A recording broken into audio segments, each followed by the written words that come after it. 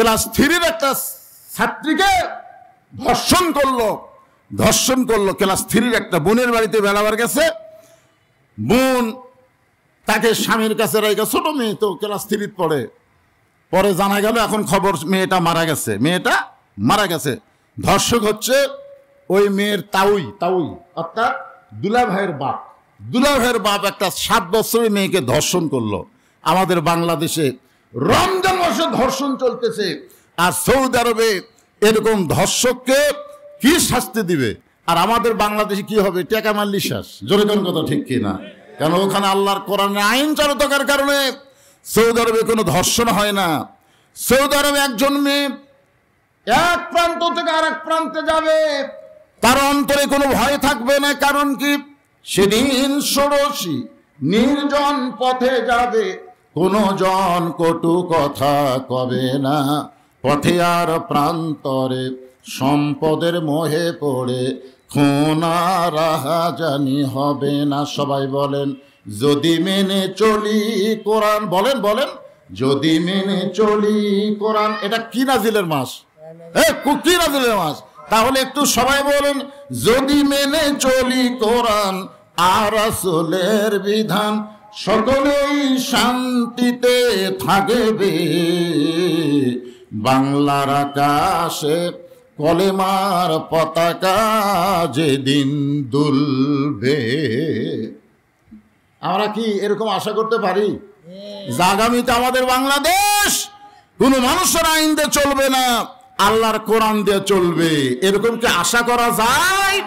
যদি অন্তর থেকে আশা করতে পারেন তাহলে আমাদের বাংলাদেশেও শান্তি ফিরে আসবে। যেই কথা বলতেছিলাম, হাক্কা তুকাতিহি, শুধু ভয় করলে হবে না, আমরা ভয় করি আল্লাহকে। এই রমজান মাসে ইফতার না করা পর্যন্ত আমরা কোনো কিছু খাইও না, কোনো কিছু পানও করি না, বিশ্বাস করি কেউ না দেখলো আল্লাহ দেখতেছে। তার মানে বোঝা গেল আত্তাকুল্লাহ, আল্লাহর ভয় আমাদের রোজার মাধ্যমে অর্জিত হয়। কিন্তু হাক্কা তুকাতিহি এইটা শুধু রমজান মাসে ভয় করলে হবে না। এই ভয়টা সব সময় যদি অন্তরে ধারণ করতে চায় তাহলে 12 মাস তার রোজা হবে না। 11 মাস পরে 1 মাস হলো রোজা। জোরে কোন ঠিক কিনা? এখন এই রমজান মাস হলো কিসের মাস? এটা আমার ভাই খুতবার মধ্যে বলেছে, আমি সব শুনছি, যে এই রমজান মাসে মিথ্যা কথা কি বলা চলবে না, বাদ দেওয়া লাগবে। সুদ খাওয়া, ঘুষ খাওয়া। আপনারা মনে করেন গলার মধ্যে পানি গেল, ওয়া ওয়া করতেছেন, ওই লোকটা আবার সুদও খায়, তাহলে হবে? তাহলে পানি খাওয়া বাদ দিলেন, খাওয়া দাওয়া বাদ দিলেন, সুদ খাওয়া, ঘুষ খাওয়া এগুলো তো রাখলে হবে না, সব খাওয়াই বাদ দেওয়া লাগবে। ঠিক কিনা বলেন? রমজান মাসে আপনি বাদ দিলেন, কেনিগের মাস পাইলেন, আত্তাকুল্লাহ ডিগ্রি অর্জিত হলো। কিন্তু আল্লাহ শুধু যদি বলতেন আত্তাকুল্লাহ, তারপরে যদি আল্লাহ বলতেন লা তামুতুন্না ইল্লা ওয়া আনতুম মুসলিমুন, মুসলমান না হয়ে তোমরা মরিও না, এই আত্তাকুল্লাহ বলার পরে তো আল্লাহ বলেন, আল্লাহ বলেছেন হাক্কা তুকাতিহি। বলেন তো হাক্কা তুকাতিহি এইটা কোন এক সময়ের জন্য না। আত্তাকুল্লাহ বুড়ি হচ্ছে, মেয়ে মানুষটা বুড়ি হচ্ছে, আত্তাকুল্লাহ ভিতরে ভয় ঢুকছে। বুড়ি বোরকা পরা যায়, বুড়ি একটা বুড়ি বোরকা পরছে। আপনারা বলেন তো একটা বুড়ি মানুষের দিকে একটা বুড়া তাকায়, একটা বুড়াও কিন্তু একটা যুবতীর দিকে তাকায়, কিন্তু বুড়ি আত্তাকুল্লাহ ভিতরে এমন একটা ভয় ঢুকছে, মরা লাগবি ভাই, মরা লাগবি ভাই, পর্দা ছাড়া উপায় নাই। সারা জীবন ঘুষের চাকরি করছে, চাকরি যখন চলে গেছে বুঝলেন আত্তাকুল্লাহ, চাকরি যখন শেষ তখন ওর ভিতরে আল্লাহর ভয় ঢুকছে, তওবা করতেছে, আল্লাহ আমি আর জীবনে ঘুষ খাবো না, আল্লাহ আমি আর জীবনে ঘুষ খাবো না। আপনারা বলেন তোর চাকরি আছে, কথা কোন ওর চাকরি আছে, চাকরি যখন চলে গেছে তখন বলতেছে আল্লাহ আর আমি ঘুষ খাবো না। যখন বুড়ি হয়েছে তখন বোরকা পড়ছে, চাকরি চলে গেছে, ঘুষ খাবি না। বুড়া হচ্ছে জোয়ানকালে চুরি টুরি সবই করছে, এখন বুড়া হয়ে বলতেছে আল্লাহ চুরি ডাকাতি বাদ দিলাম, তওবা করতেছে, আল্লাহ আর জীবনে চুরি ডাকাতি করবো না। আল্লাহ তোমার ভয় ছাড়া আমার অন্তর আর ভয় নাই। দুই কান্দে দুই ফেরেশতা কয় আল্লাহ এ তো পুরা শয়তান, যৌবনকালে চুরি করছে, বুড়া বয়সার শরীর পাটতেছে না, এখন তওবা করতেছে। কি বুঝতেছেন?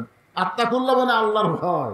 এই ভয়টা মাঝে মধ্যে সব সময় যদি রাখতে চান, হাক্কা তুকাতিহি, এই ভয়টা যদি সব সময় রাখতে চান, তাহলে বর্তমানে বাংলাদেশে যে পরিবেশ আছে এই পরিবেশে হবে না, পরিবেশ পাল্টান লাগবে। জোরে কোন কথা ঠিক কিনা?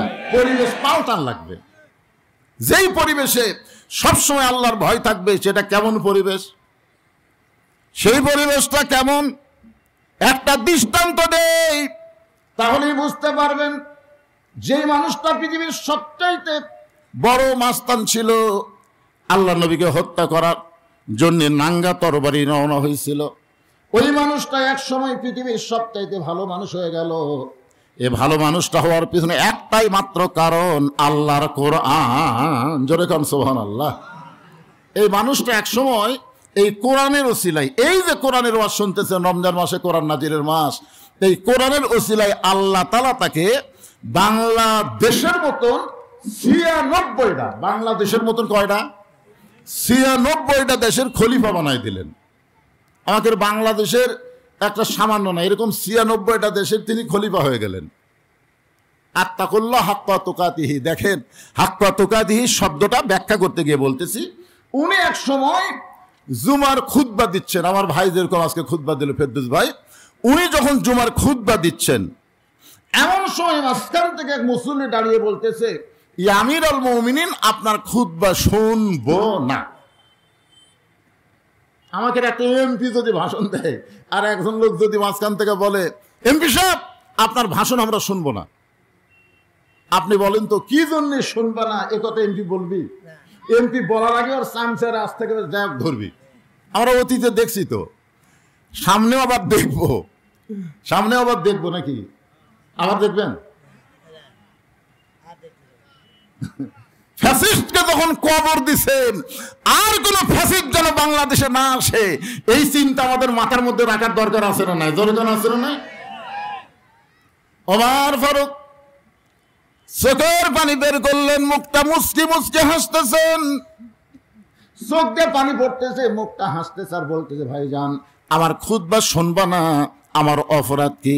বলে, আপনার অপরাধ হলো আমাদেরকে খাটো পাঞ্জাবি দিয়ে আপনি লম্বা জুব্বা পরে খুতবা দিচ্ছেন।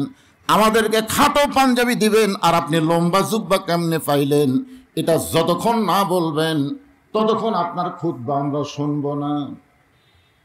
আত্তাকুল্লাহ হাক্কা তুকাতিহি, আল্লাহর ভয়। ওমর ফারুকের মুখটা হাসতেছে আর চোখটা পানি পড়তেছে। হাসার কারণ হলো, যতদিন পর্যন্ত লোকমা দেওয়ার মানুষ থাকবে ততক্ষণ পর্যন্ত নেতারা হাক্কা তুকাতিহি অর্জিত হলে ইচ্ছা মতো চলতে পারবে না।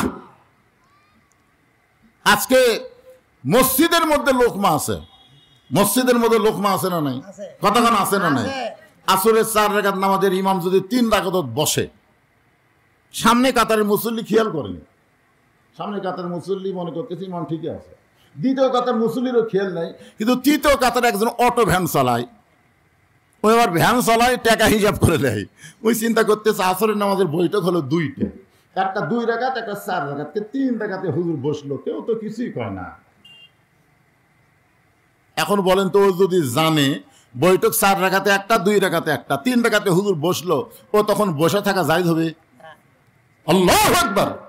যে আল্লাহু আকবার লোকমা দিছে, ইমাম মনে মনে বলতেছে, যতই লোকমা দে আমি ডবল টাইটেল পাস, দাওরা পাস, 41 সালের আগে আমি উঠবো না।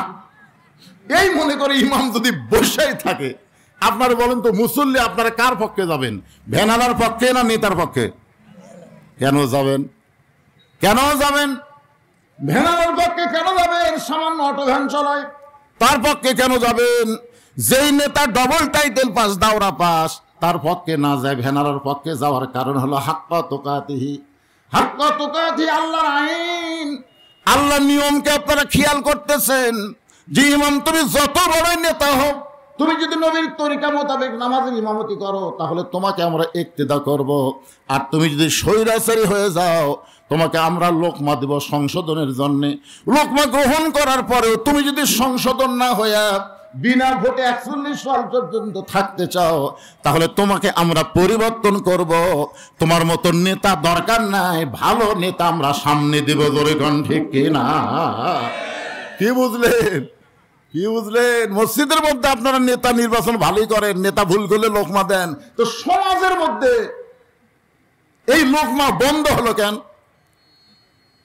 সমাজের মধ্যে লোকমা যদি চালু থাকে, ওমর ফারুক চোখের পানি বের করে কাঁদতেছে আর মুখটা হাসার কারণ হলো এই লোকমা যতদিন চালু থাকবে ততদিন হাক্কা তোকাতি, আল্লাহর ভয় শুধু সাধারণ মানুষের মধ্যে